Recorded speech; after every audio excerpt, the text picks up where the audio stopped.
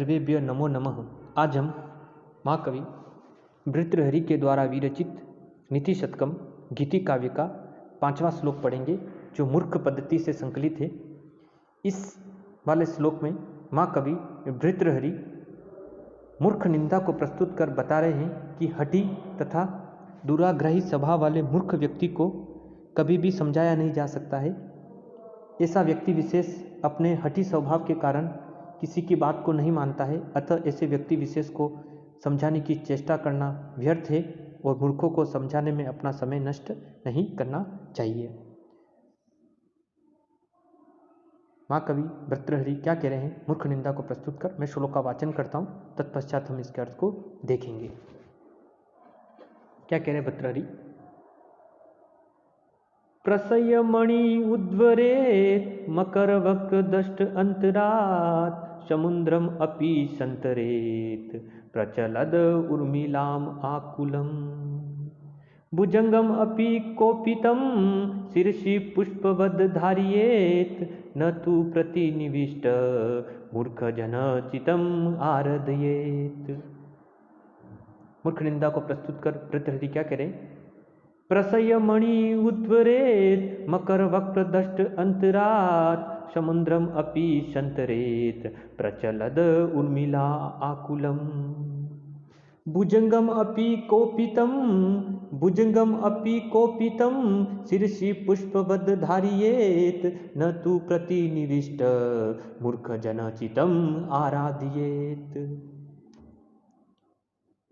परीक्षा उपयोगी श्लोक है, परीक्षा में पूछा भी जाता है मूर्ख निंदा के संदर्भ में।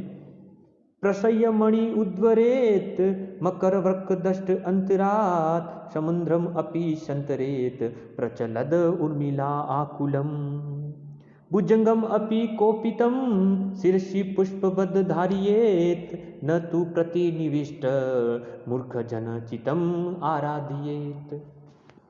श्लोक का अन्वय इस तरह से होगा। मकर वक्र दष्ट अंतरात् प्रसय्य मणि उद्वरेत् प्रचलत उर्मी मालाम आकुलम समुद्र अपि संतरेत् कोपितम भुजंगम अपि पुष्पवद शिरसि धारियेत् तु प्रतिनिविष्ट मूर्ख जन चित्तम न आराधयेत्। क्या कह रहे हैं भर्तृहरि? मकर वक्र दृष्ट अंतरात्, मकर यानी मगरमच्छ, यानी मगर के वक्रत यानी मगर के मुख के दृष्टम करते उनके दांतों के बीच से अंतरात यानी उसके बीच में से मणिह प्रशय उदरित यानी उससे मणि को बलपूर्वक निकाला जा सकता है। यानी जो मगरमच्छ है वक्रत दष्ट अंतरात यानी उस मगरमच्छ के मुख के दांतों के बीच में मणि प्रशय उदरित यानी जो मणि है उसको कोई व्यक्ति अगर प्रयास करे तो इस असंभव कार्य को भी संभव बना सकता है। यानी मगरमच्छ के मुख से मणि को निकालना अपने प्राणों को गंवाना है, लेकिन कोई अगर व्यक्ति विशेष अगर अधिक प्रयास करे तो बलपूर्वक उस मणि को भी वह प्राप्त कर सकता है। इस असंभव कार्य को भी संभव बनाया जा सकता है। फिर क्या करें? प्रचलद उर्मी मालाम आकुलम, प्रचलद का अर्थ ऊंची, उर्मिलाम का अर्थ उठने वाली लहरों से युक्त, आकुलम है ना पंक्तियों से युक्त, उर्मिलाम का अर्थ लहरों के है ना, प्रचलद का अर्थ उठने वाली, यानी प्रचलद उर्मी माला आकुलम यानी ऊंची उठने वाली उर्मिला लहरों की पंक्तियों से व्याकुल आकुल समुद्रम अपि संतरेत यानी समुद्र को भी पार किया जा सकता है। यानी अगर समुद्र में बहुत तेज हवाओं के साथ अगर लहरें चल रही हैं तो समुद्र को पार करना बड़ा ही कठिन होता है, लेकिन अगर कोई व्यक्ति अगर प्रयास करे तो उस लहरों से उठने वाले समुद्र को भी पार किया जा सकता है। और कोपित भुजंगम अपि, कोपित का अर्थ क्रोधित, भुजंग का अर्थ सर्प, यानी क्रोधित सर्प को भी पुष्पवद शिरसि धारियत यानी पुष्प के समान सिर पर धारण किया जा सकता है। किंतु तू प्रतिनिविष्ट मूर्ख जन चित्तम, किंतु मूर्ख जनम चित्तम प्रतिनिविष्ट यानी प्रतिनिविष्ट का अर्थ हठी यानी हठी स्वभाव वाले मूर्ख जन के चित्त को कभी भी नहीं समझाया जा सकता, न आर्येदेत यानी नहीं समझाया जा सकता है। यानी महाकवि भर्तृहरि के कहने का तात्पर्य है कि मकर वक्र दष्ट अंतरात यानी यह संभव है कि मनुष्य मकर वक्र दष्ट अंतरात यानी मगरमच्छ के मुख में से दांतों के बीच से मणि को प्रसय्य मणि उद्वृत यानी मणि को बलपूर्वक निकाल सकता है या निकाल ले। प्रचलद उर्मी मालाम ऊंची उठने वाली लहरों की पंक्तियों से युक्त, आकुलम समुद्रम अपि यानी लहरों की पंक्तियों से युक्त उस समुद्र को भी पार कर ले। और यह भी संभव है कि कोपितम भुजंगम अपि पुष्पवद शिरसि धारयेत, यानी क्रोधित सर्प को भी सिर पर पुष्प के समान धारण कर ले। यानी क्रोधित सर्प को कोई भी व्यक्ति वश में नहीं कर सकता, लेकिन अगर व्यक्ति प्रयास करे तो उसको भी व्यक्ति इस असंभव कार्य को भी संभव बनाकर उस क्रोधित सर्प को भी पुष्प की तरह सिर पर धारण कर सकता है। और किंतु तू प्रतिनिविष्ट मूर्ख जन चित्तम न आर्येत, यानी किंतु हठी स्वभाव वाले मूर्ख व्यक्ति के चित्त को न आराध्य, यानी कभी भी समझाया नहीं जा सकता। यानी प्रस्तुत श्लोक में माँ कवि भर्तृहरि के कहने का तात्पर्य यह है कि यदि मनुष्य चाहे तो असंभव कार्य को भी अपने प्रयास के द्वारा संभव कर सकता है, किंतु मूर्ख हठी व्यक्ति को कदापि सन्मार्ग पर नहीं लाया जा सकता है। कवि असंभव कार्यों की संभावना अभिव्यक्त करते हुए कह रहा है कि यदि कोई व्यक्ति प्रयत्न करे तो मगरमच्छ के भयानक मुख में हाथ डालकर उसके दांतों में फंसी मणि को भी निकाल सकता है। कभी संभावना प्रकट कर रहा है कि यह भी हो सकता है कि समुद्र जो कि भयंकर लहरों से क्षुब्ध है उसे भी कोई व्यक्ति पार कर ले। यह भी संभव है कि कोई व्यक्ति अभ्यास के द्वारा अति क्रोधित सर्प को भी वश में कर सिर पर फूलों के समान धारण कर ले, किंतु हठी तथा दुराग्रही मूर्ख व्यक्ति के चित्त को कभी भी नहीं समझाया जा सकता है। उक्त श्लोक में कवि ने 3 अत्यंत कठिन कार्यों को भी कर सकने की संभावना प्रकट की है। जैसे पहला कार्य बताया मगरमच्छ के मुख से मणि को निकालना, इस असंभव कार्य को भी व्यक्ति विशेष प्रयास के द्वारा संभव कर सकता है। दूसरा, अपार समुद्र को पार करना, जो लहरों से युक्त समुद्र को भी कोई व्यक्ति प्रयास करे तो उस लहरों से क्षुब्ध समुद्र को भी व्यक्ति विशेष पार कर सकता है। और क्रोधित सर को सिर पर धारण करना, ये तीनों कार्य प्रायः असंभव है। फिर भी साहसी व्यक्ति हो सकता है इन कार्यों को संपादित कर ले, परंतु मूर्ख व्यक्ति को कभी भी नहीं समझाया जा सकता है। अतः दुराग्रही मूर्ख व्यक्ति को समझाने की चेष्टा व्यक्त है। मूर्ख को समझाने में हमारा समय कभी भी नष्ट हमें नहीं करना चाहिए। उक्त श्लोक में उपमा अलंकार की छटा विद्यमान है। यहाँ पर हठी मूर्ख की उपमा मगरमच्छ के दांतों के बीच में फंसी मणि के समान, क्षुब्ध समुद्र तथा क्रोधित सर्प के साथ की गई है। साथ ही में पृथ्वी छंद की भी इसमें विद्यमान है। और नीति शतकम के सभी श्लोकों में प्रसाद गुण और गोंडी रीति का प्रयोग किया गया है। एक बार पुनः श्लोक का वाचन करते हैं और इसके अर्थ को एक बार पुनः देखते हैं। क्या कह रहे हैं भर्तृहरि?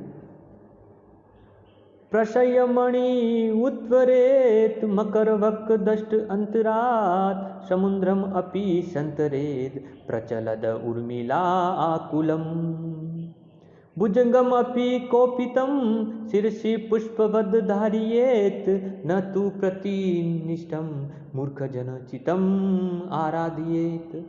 यानी मकर वर्क दष्ट अंतरात, यानी कोई व्यक्ति अगर प्रयास करे तो मगरमच्छ के मुख से भी क्या कर सकता है, मणि प्रशय उद्रेत, यानी मणि को बलपूर्वक निकाला जा सकता है। और प्रचलत उर्मिलाम आकुलम, प्रचलत क्या, ऊंची, उर्मिलाम यानी लहरों, है ना, ऊंची उठने वाली लहरों से युक्त समुद्रम अपि संतरेद, यानी समुद्र को भी संतरेद यानी पार किया जा सकता है।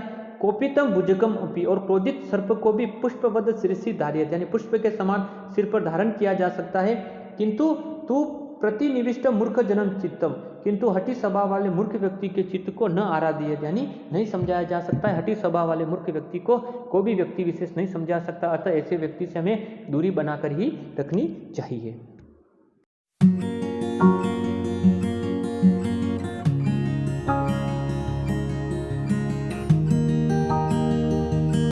सर्वेभ्य नमो नमः। आज हम माँ कवि भर्तृहरि के द्वारा विरचित नीति शतकम गीति काव्य का मूर्ख पद्धति के अंतर्गत आज उसका 6ठा श्लोक पढ़ेंगे। इस वाले श्लोक में माँ कवि भर्तृहरि मूर्खों की निंदा प्रस्तुत करते हुए बता रहे हैं कि हठी तथा दुराग्रही मूर्ख व्यक्ति विशेष को कभी भी नहीं समझाया जा सकता। ऐसा व्यक्ति अपने हठी स्वभाव के कारण कभी किसी की बात को नहीं मानता है। अतः ऐसे व्यक्ति को समझाने में हमें अपना समय व्यर्थ नहीं करना चाहिए। मैं श्लोक का वाचन करता हूँ, तत्पश्चात हमें इसके अर्थ को देखेंगे। मूर्खों की निंदा प्रस्तुत करते माँ कवि भर्तृहरि क्या कह रहे हैं? लभेत शिक्तासु तेलम अपि यत्नतः पीड़यन् पिबेत च मृग तृष्णकासु सलिलम पिपासादिशत कदाचित अपि पर्यटन शिष्य विषाणम आसादयेत न तु प्रतिनिविष्ट मूर्ख जन चितम आराधयेत। मूर्ख निंदा को प्रस्तुत कर भर्तृहरि बता रहे हैं, लभेत सिक्तासु तेलम अपि यत्नतः पीडयन् पिबेत च मृगतृष्णकासु सलिलं पिपासार्धिशत कदाचित् अपि पर्यटन शशविषाणम् आसादयेत न तु प्रतिनिविष्ट मूर्खजन चित्तम् आराधयेत। श्लोकान्वय इस तरह से होगा। यत्नतः पीडयन् सिक्तासु अपि तेलम लभेत पिपासार्धितः मृगतृष्णकासु सलिलं पिबेत च पर्यटन शस्य विषाणम अपि कदाचित् आसादयेत तु प्रतिनिविष्ट मूर्खजन चित्तम न आराधयेत।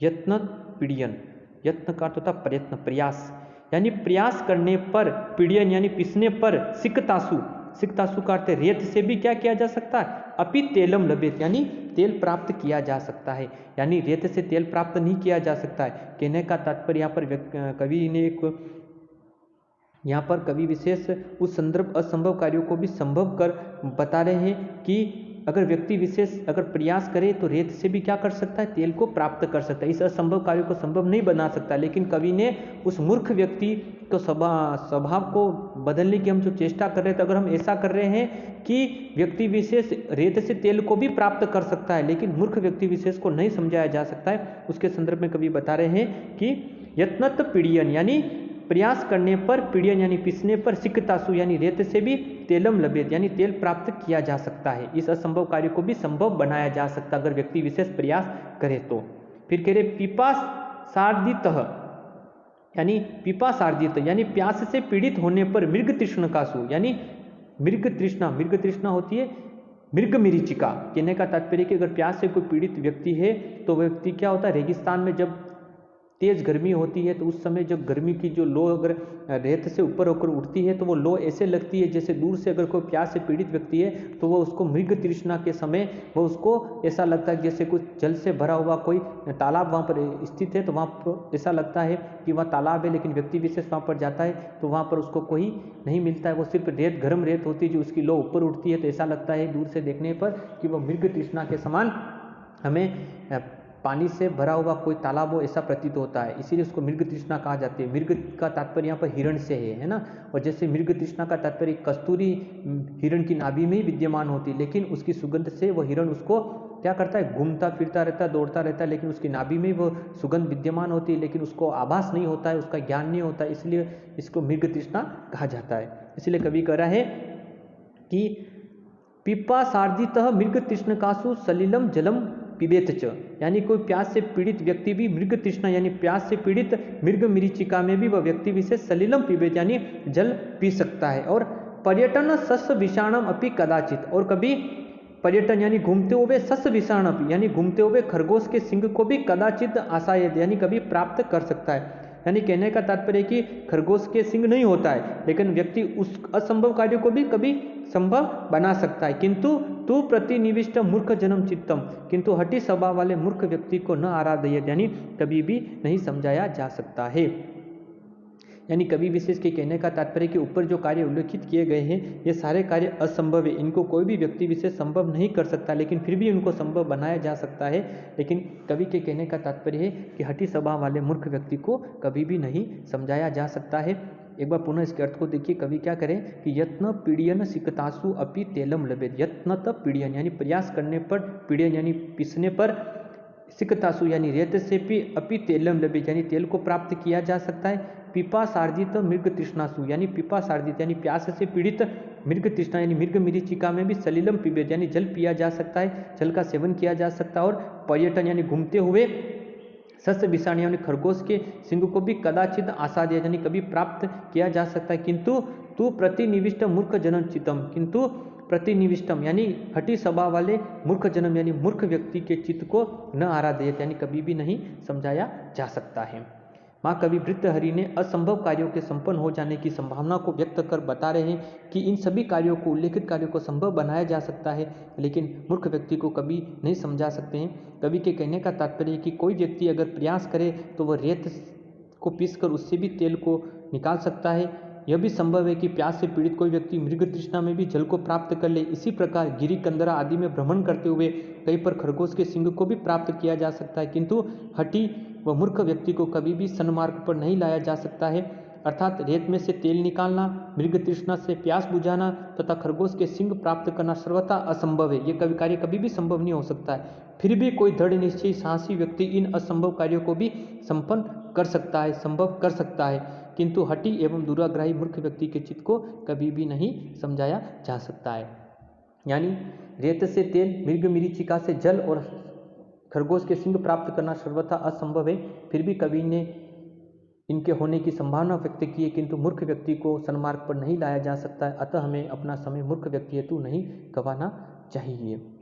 इस तरह से यहाँ पर पृथ्वी छंद और निर्देशनालंकार का कवि ने प्रयोग किया है। वैदर्भी रीति की छटा और माधुर्य गुण पूरी इस प्रसाद गुण और माधुर्य गुण की जो छटा है पूरे नीति शतकम में विद्यमान है।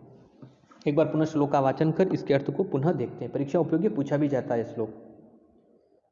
लभेत शिकतासु तेलम अपि यत्नत पीडियन् पिबेच मृग तृष्णकासु सलिलम पिपासार्दिशतः कदाचित् अपि पर्यटन शिशस विषाणम आसादयेत न तु प्रतिनिविष्टम मूर्खजनम चितम आराधयेत। यत्नत पीड़ियन यानी प्रयास करने पर, पीसने पर, सिकतासु यानी रेत से भी अपि तेलम लभेत यानी तेल को प्राप्त किया जा सकता है, और पिपासार्दिशत यानी प्यास से पीड़ित होने पर, मृग तृष्णातु यानी मृग मरीचिका में भी सलिलम पिबेत यानी जल को पिया जा सकता है, और पर्यटन यानी कभी घूमते हुए, शश विषाणम यानी खरगोश के सिंग को भी कभी अपि कदाचित यानी कभी आसादियत यानी कभी प्राप्त किया जा सकता है, किंतु प्रतिनिविष्टम मूर्ख जनन चित्तम किंतु मूर्ख व्यक्ति के चित्त को न आराध्य यानी कभी भी नहीं समझाया जा सकता है।